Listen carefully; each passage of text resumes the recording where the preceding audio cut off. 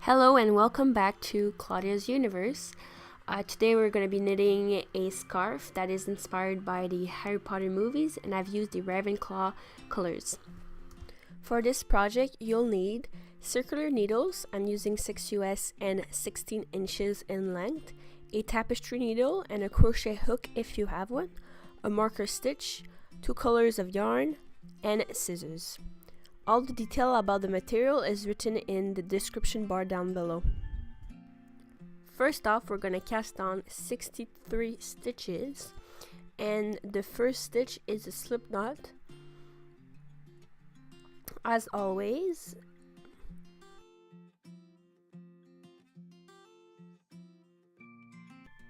I'm using this easy and quick method to cast on. It won't give you the nicest edge, but anyways, I'm gonna be doing a fringe to the edges of my scarf, so it won't really show. For our first row, we're gonna slip 1 stitch from the right to the left, put our marker stitch, then knit together the first 2 stitches so we will form a nice loop. Then we're gonna knit the remaining 61 stitches.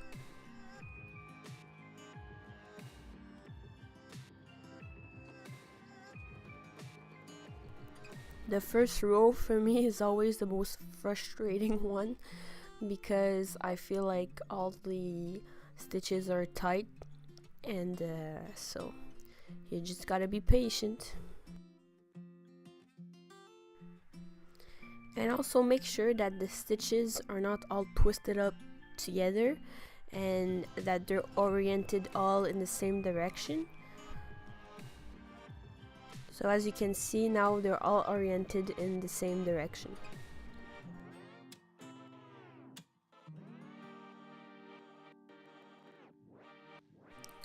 I kind of fast forwarded it a bit at the project so I can really demonstrate what we will be doing together.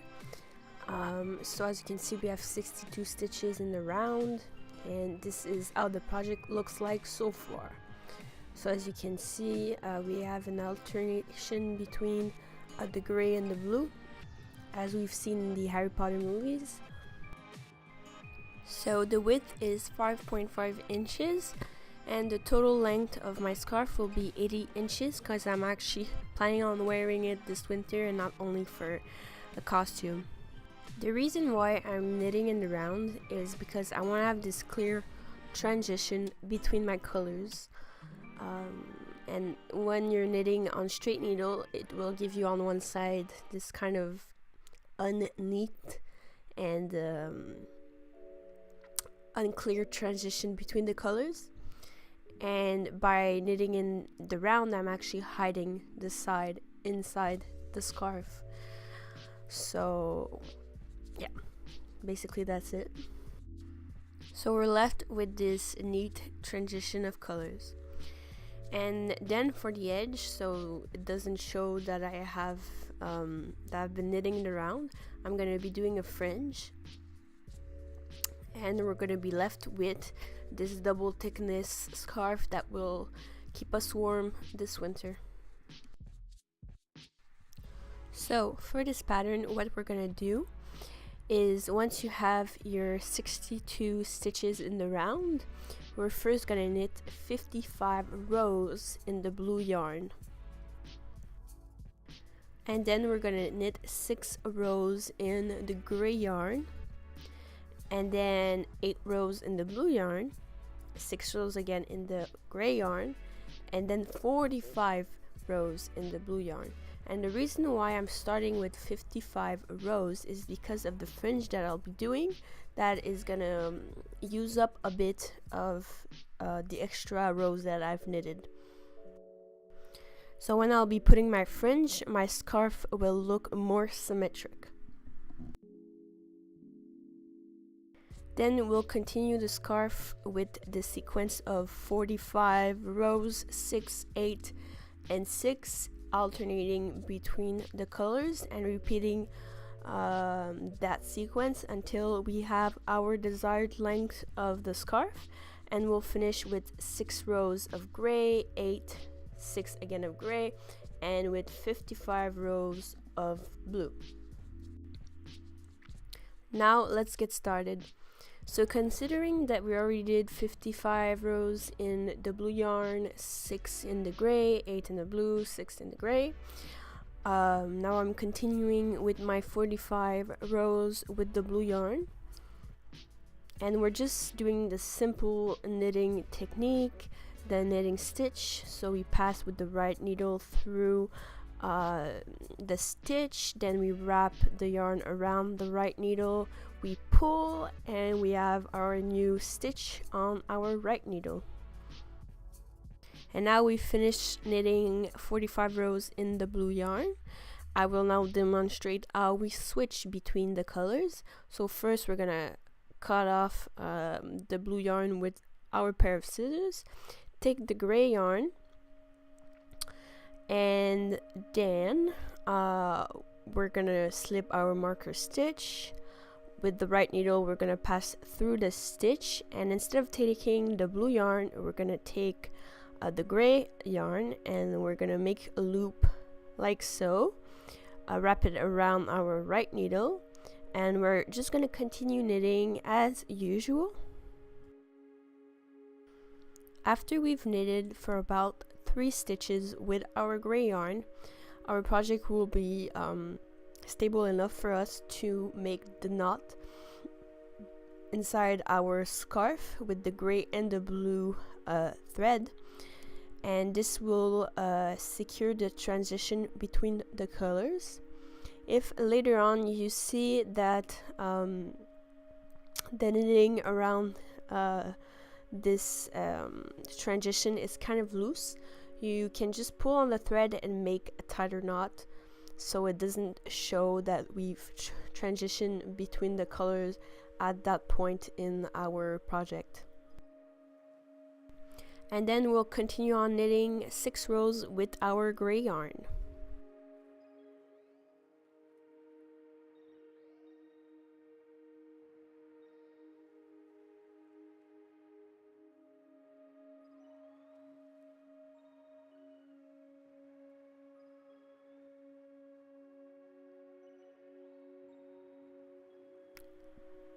So now that we've knitted 6 rows with our gray yarn, it's time to switch back to the blue yarn. So it's actually the same steps as before. We're gonna cut the gray yarn, then take our blue yarn, make a loop, and knit the first stitch with the blue yarn, knit a couple more of stitches to stabilize our project, and then we're gonna make a knot inside the scarf.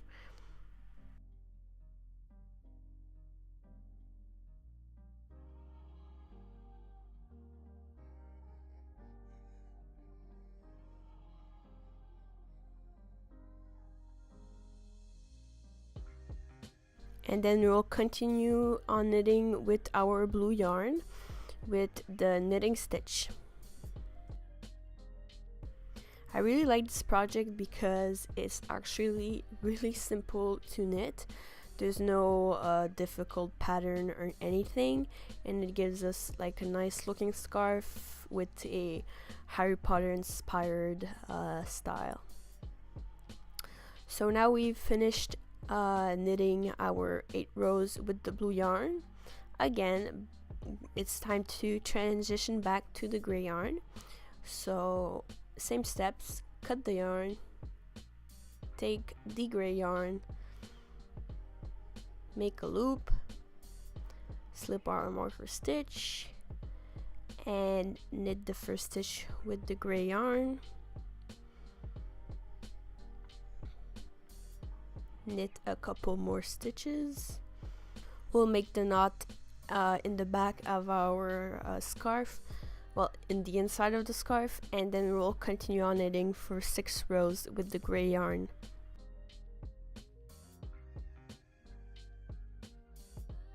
Six rows are done. Now we're gonna transition back with the blue yarn and continue on with 45 rows of with the blue yarn, and we'll continue repeating the sequence of 45, 6, 8, 6, alternating between the two colors.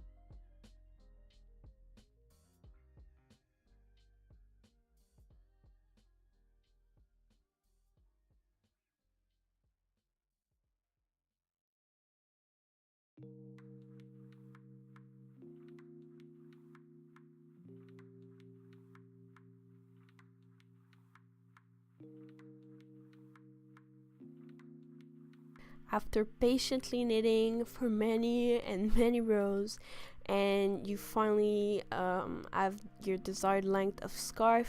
For me it was 80 inches, and that you finish with 55 rows with the blue yarn. It's time to cast off finally.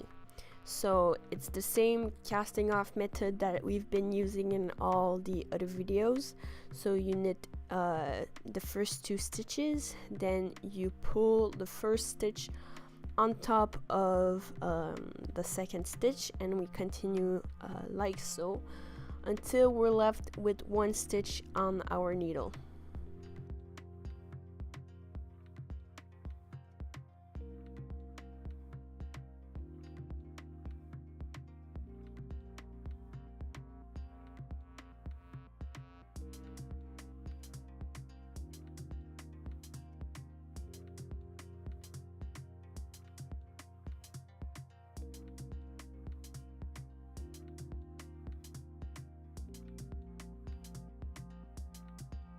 And now we're left with our final stitch. We're gonna pull a bit on the yarn.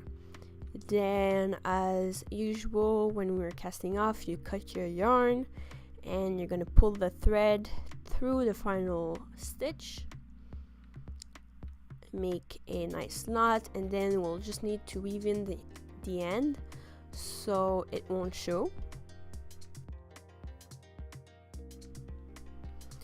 Now for the fun part, we're just gonna take any object where you can wrap around the yarn many times. I'm actually aiming for threads of the length of about 10 inches, 8 to 10 inches, and we're just wrapping around it many times.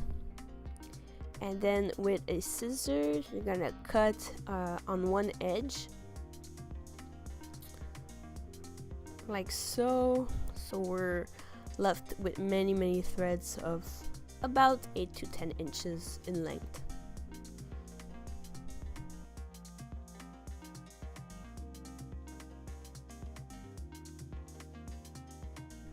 Then you'll need to take about 8 threads. You can take 6 to 8 threads, but I used 8. And then I make a bundle together, and this is the first option, taking a tapestry needle with a loop of yarn, and we're gonna pass our bundle of threads through it, which will make us which will be easier for us to pull the bundle of thread through the edge of our scarf for our fringe. The only problem with this is that we're gonna waste a lot of yarn, because you have no choice but to actually cut the gray yarn when we're done, except if you do like a looser knot, which will make you able to reuse the gray yarn. Then we're gonna pass the edge of the bundle through the loop we've made, and this is our first the first part of our fringe. Option number 2 is using a crochet hook. Mine is quite small, so if you have a bigger one, it might be easier for you to pass it through. And so yeah, you just pull it and then pass the edge of the bundle of thread through the loop that we've made. So repeat that over and over until you have your fringe at the end of the scarf.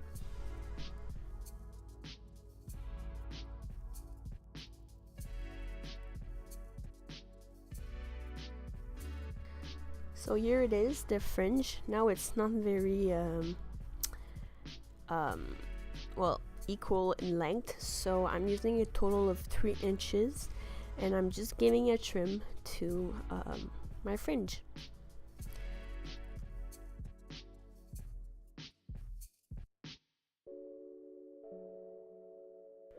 And ta-da! Here it is, our final scarf. Thank you for watching this video. I hope that you've enjoyed, and let me know if you try it out. Don't forget to subscribe and like this video, and you can also click on my last video if you're interested to see some gift ideas for knitters.